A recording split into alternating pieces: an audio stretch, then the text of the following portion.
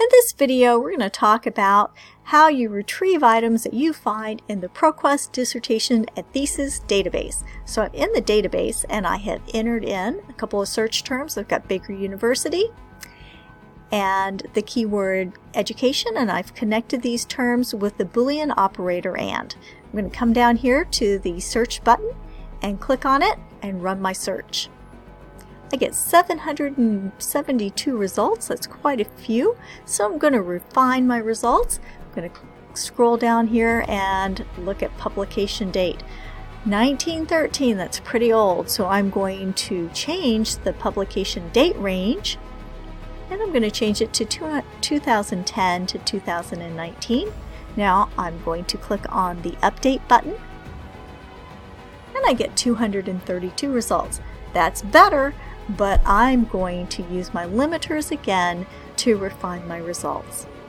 Okay, I'm going to scroll down here to subject, and I'm going to really look for items that focus in on education.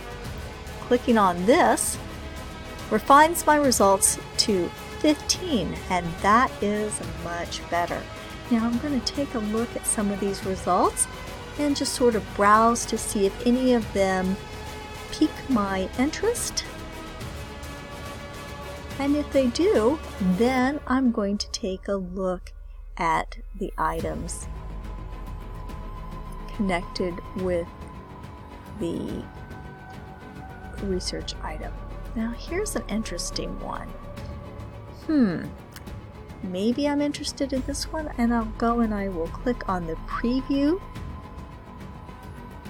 And that lets me see an abstract where I can quickly read about this item and decide if I really want to spend more time looking at the item itself.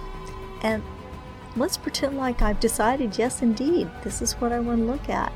So now I can close preview and I can click on full text.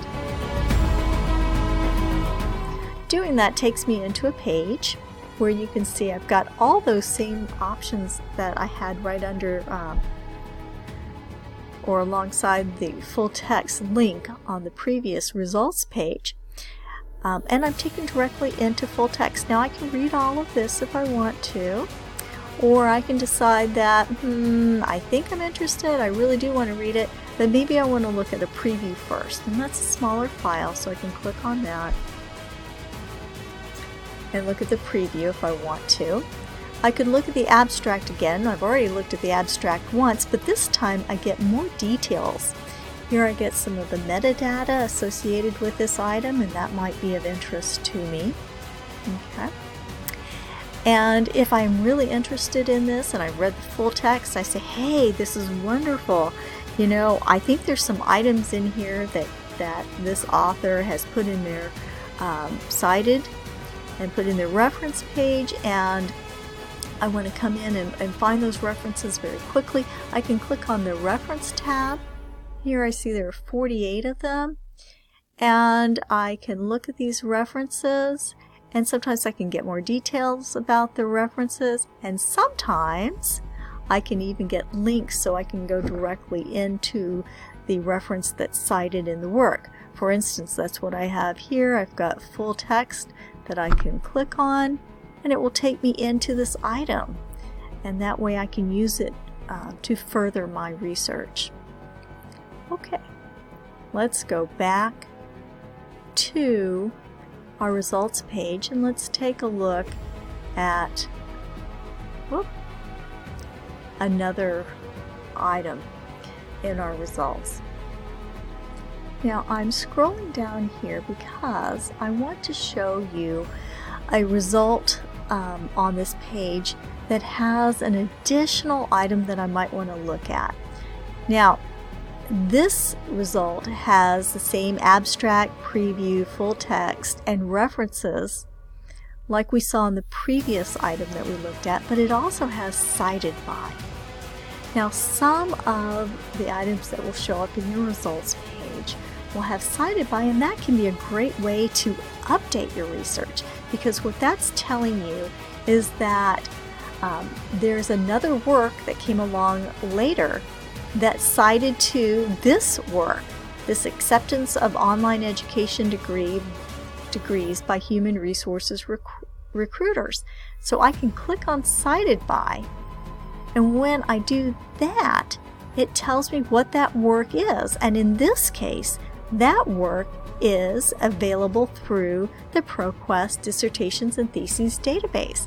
So I can take a look at that work by clicking on full text. And of course, before I do that, I would want to check it using the preview like we did before. But you can see I can go through that whole same process that I went through previously.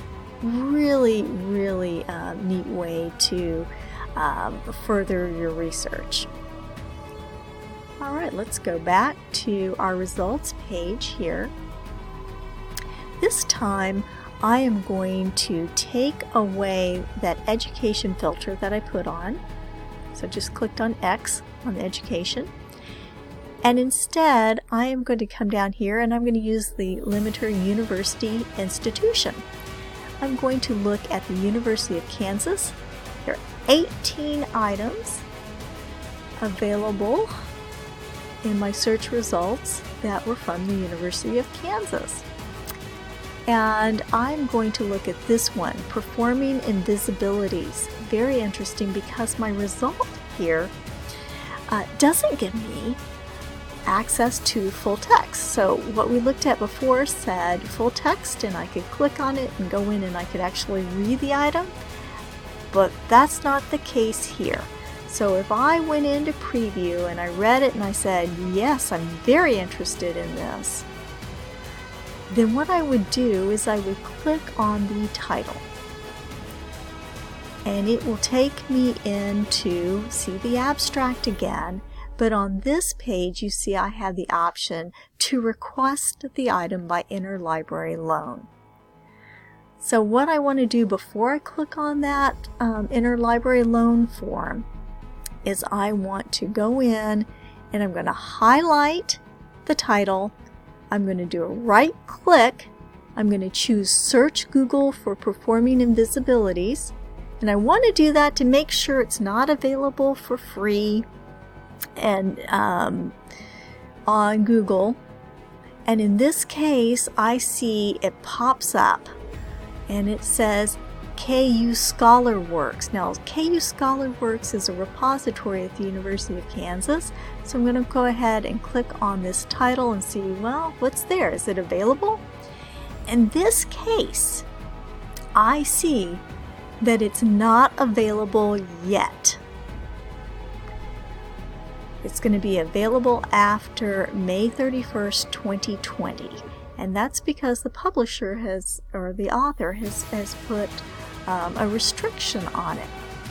So if this is the case, and I've gone in and taken an extra step, and I've searched and I now know it's not available, what I can do is go back into ProQuest, and now I will click on the interlibrary loan form. I will fill out the information with my name, my Baker email address. Make sure you use your Baker email address. Fill out all this information and then send in the request, and we will try to get the item for you. Now, sometimes when there's a restriction put on an item, we can't get it, but sometimes we can. And so it's always worthwhile to go on and put in that interlibrary loan request. Okay guys, that's just some of the things you can do in ProQuest Dissertations and Theses database. If you have any questions or want further information, please contact us at the Baker University Library because we love to hear from our students.